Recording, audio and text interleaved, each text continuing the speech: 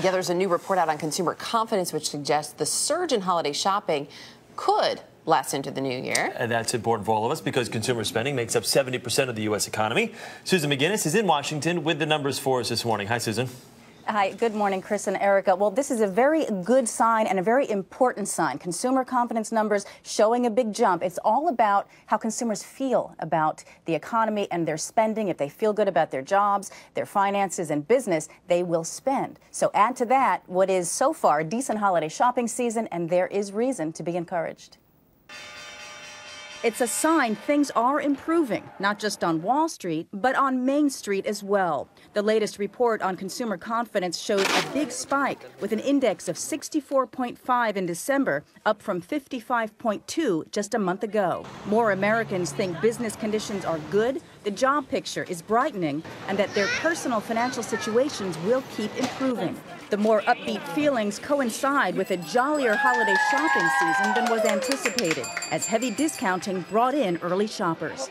Still, the news was less merry for some. Sears Kmart just announced it's closing up to 120 stores. It's been a difficult time for all retailers, but it's been particularly difficult for Sears to garner the kind of demand to keep its doors open at all of its stores. Some managed better than others, helped by the surge in holiday shopping, particularly online. Target, Walmart, and Amazon.com are clear winners here. People are spending what they have in these retailers, but online is a real big winner here. 16.4% is the number sales rose online on Christmas Day. That's a huge number. But while consumers are gaining faith, the economy is improving, obstacles remain. Homes still aren't selling. Values fell 3.4%, with 19 of 20 cities showing declines.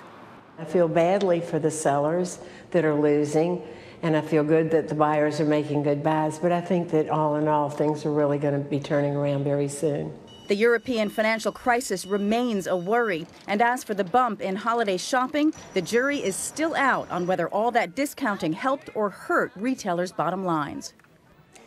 And economists are joining consumers in their optimism. A new poll just out of dozens of them finds they predict growth will increase in 2012. But remember, Chris and Erica, this is all about the improvement in consumer confidence. The overall level of confidence still remains far below where a healthy economy should be.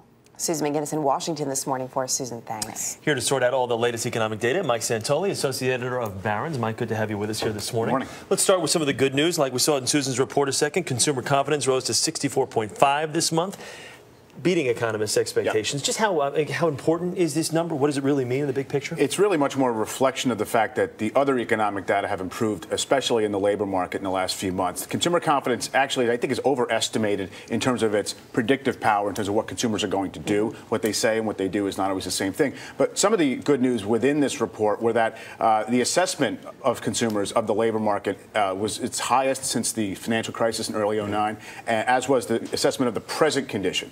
Because in April, we had a similar consumer confidence level overall, but mostly it was about, well, we think things are going to get better. They weren't saying things are okay now. So this, I mean, obviously people focusing on the positives here, sure, but this is just 1 month. Yeah. I mean, how much of this could be tied to the holidays? And as you said, it's not always the best indicator because people don't always, do what they say. Sure. I think it's less tied to the holidays. As I said, April, we had a similar level. It's more about the fact that things have stopped getting worse. The unemployment rate obviously has declined. And more importantly, I think weekly unemployment claims have really broken below their trend of the last few years. So I think, in general, they're looking around and saying, things have stopped slipping. Okay. All right, bad news time. Yeah, right? Housing market, there hasn't been a good sign there in ages. 19 of the top 20 markets in the country show prices declining once again. The S&P Case-Shiller Composite Index dropped 1.2%. Is this ever going to turn around? Yes, it is. This was for October, by the way. This is a very slow indicator to kind of come around. And I don't think prices are going to lead us out of the housing slump. It's going to be activity. It's going to be, the amount of turnover because of affordability rates are high. It's going to be new housing starts. Those things have actually started to improve. Prices, and especially in this 20-city or 20 metropolitan area measure, have just not been there. I think it's going to be a long, slow bottoming process. Those two things are really tied to the housing market and consumer confidence, because you have to feel confident, even if you've been in your job for 20 years. Some people still don't feel confident at this point buying a new home. One of those things that basically you look at what your neighbor's home sold for, and if it was not a satisfying number in your head, it's definitely going to weigh on you for sure. And then, I'm sorry, no, I was going to talk about what Rebecca Jarvis was talking about in that report as well, about Sears, Kmart closing these stores. There's a lot of jobs. There's 4,000 stores in the chain, but 120 is still a big number, and that's a lot of jobs that are going to be lost. Without a doubt. No, this is definitely one of the victims of the consumer slump that's really been in place for a few years now. There's simply not enough consumer dollars to go around to service the store base that we built up through the housing bubble. And, you know, if you think about Sears, biggest seller of appliances in the country, and it's obviously not kind of kept pace with the Targets and the Walmarts and the online of the world. Now, again, you mentioned it's a huge installed base. This is basically a small retrenchment, but it's definitely going to hurt. What about looking forward to 2012? What are the thoughts on job growth? As you said, we've seen things get less worse, basically. Sure.